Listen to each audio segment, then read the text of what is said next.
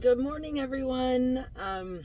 Been a minute since I've done a car video, but I've been going through and processing a lot the last few days, and been really working hard on maintaining my self boundaries, which is hard if you haven't done that most of your life. And in doing that, it brought up a lot of memories and moments where I hadn't, and then that kind of leads you to, why did I do that? Well, how did I get here? And you can just really go in on yourself.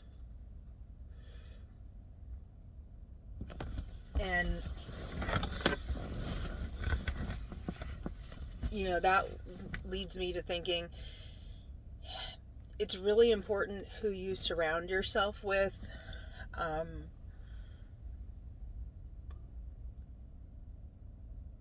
Who your support system is.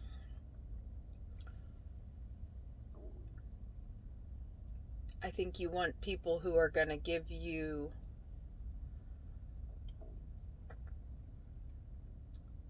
honest love and feedback, but are also going to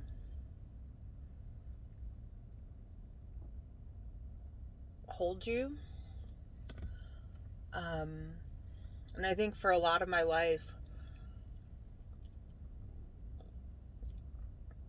I will say first that before I even go to anybody else now, I come back to me and what I want, and I make my decision.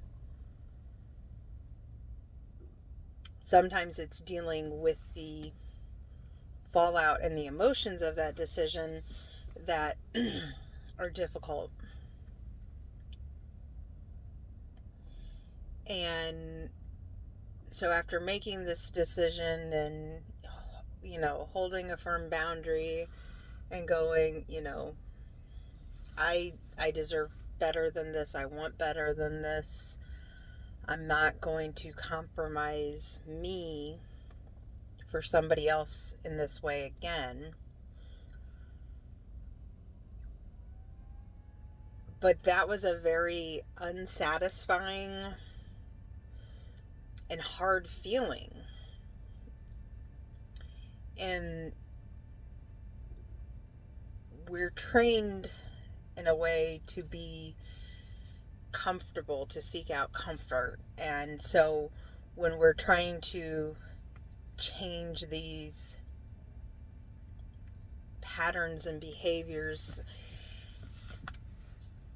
it can be overwhelming, and you feel like, hey, I broke this pattern, I should feel awesome and amazing, and no, I feel like shit. Because, it doesn't always feel good. And that's probably why we haven't broken that pattern before, because it was easier to go back to the other way of doing things. So that you didn't have that feeling of,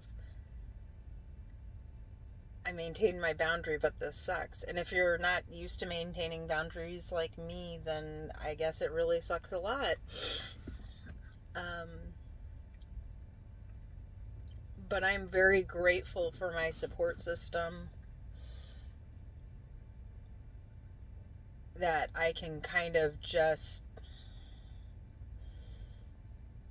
say, this is what's happening, this is what's going on, and I feel really crappy. And somebody pointed out, it's okay to feel proud of yourself and feel crappy. Like, you don't have to have one emotion about the situation. And sometimes it just takes somebody lovingly pointing out something so simple, like why can't it be two things? Why can't there be duality? Why are we told that you could only have one emotion about a situation? No. Like there's unlikely one emotion that led to the situation, so why fixate that you can only be happy and proud of yourself or feel crappy because the result of maintaining that boundary just doesn't feel great for you. It's not what you wanted.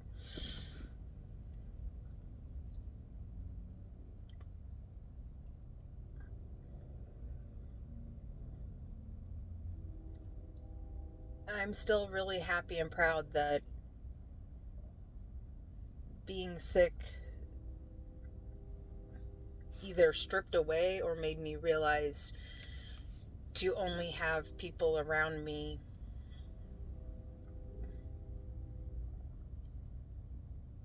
that were going to help me like that.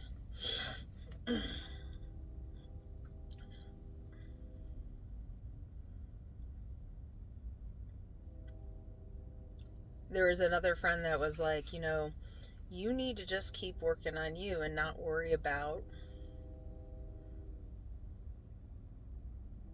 don't worry about the other stuff. And even in doing that and processing that, which was kind of a oof moment,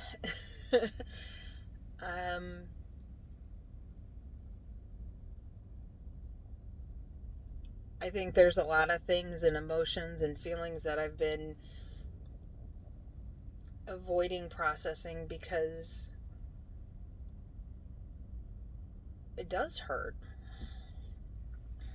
And again, we don't want to be hurt, but sometimes these moments pop up and you're like, this is the time and this is the moment to heal this. And I said to somebody last night, I feel broken. They were like, you're not broken. And I realized this morning listening to a song, I'm not broken, I'm breaking. And there's a difference. Broken means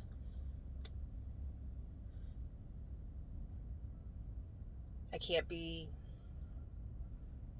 put back together. It's like a vase shattering on the floor.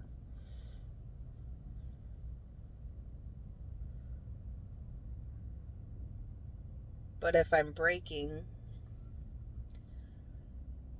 well, maybe I'm a coffee cup and I fell on the floor, but I can glue my handle back on. And somebody might say that's semantics, and maybe it is. But I feel like if I was broken, I'm not going to try to make the best me out of the situation. If I'm breaking, that's stripping open, bringing things to light, and putting myself back together in a way that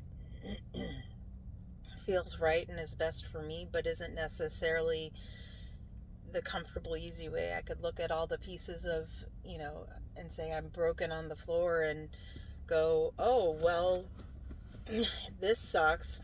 There's nothing I can do about it. This is what I was given to deal with, and I'm gonna just sit here and wallow in it and be it, and it just is, like, that's just how it is, and there's nothing more. And people go through life that way, and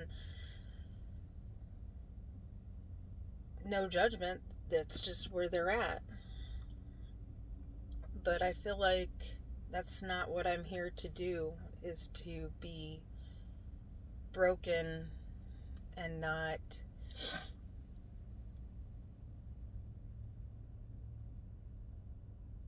go beyond that. And so I really see it as I'm breaking and then I'm healing. I'm gluing myself back together and saying, yeah, that part of childhood or that part of being married or whatever really sucked. and but I'm going to make sure whatever part of me was like that, for whether it was a reason in my control or out of my control, I'm going to try really hard to make sure that I heal that.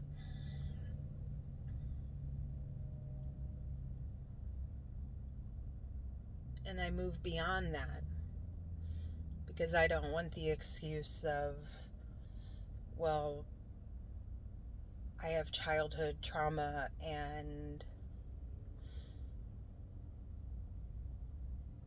I can't move beyond that. And I'm not going to use that as an excuse in my relationships in the future or in the past and say, well, because of that, I got into this, shitty relationship and, I kept myself there forever.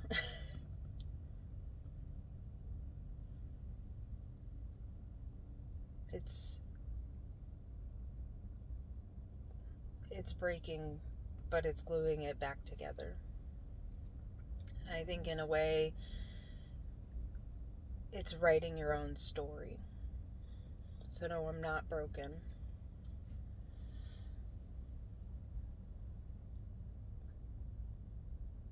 I'm gathering up the pieces and gluing them back together and looking at them and acknowledging each piece, each memory, each component that makes up my past, me, and going, I see you.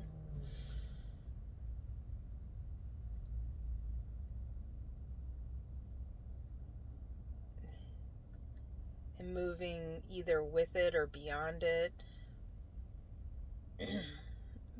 But taking it with me in a way too, because it brought me here, but I can choose whether it's mine anymore.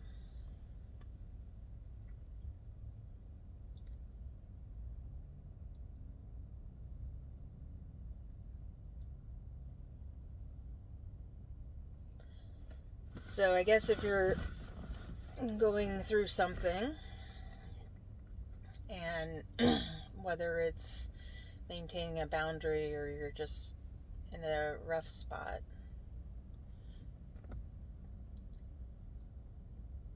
make the choice if you're breaking or if you're broken.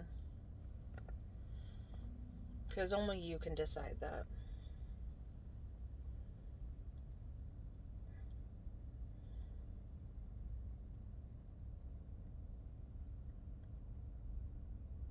And then if you're breaking, see how you're going to put yourself back together.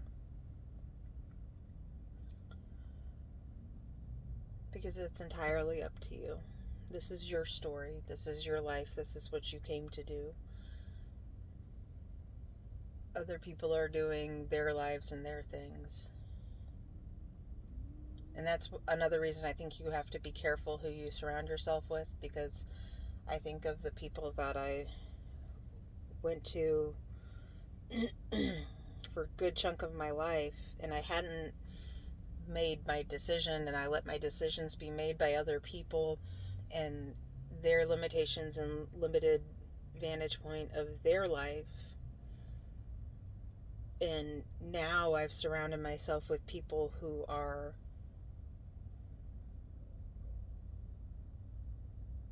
they've taken the time to evaluate themselves. They're working on themselves.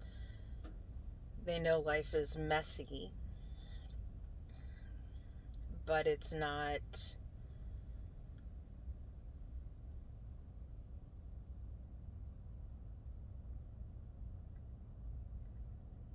They move with it and they make the choice to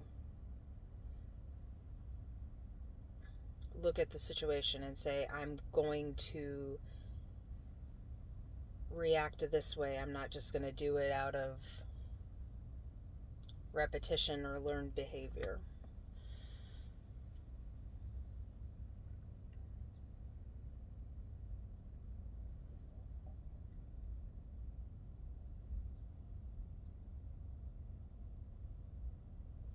So I hope you have a good Wednesday. Personally getting ready to head to class.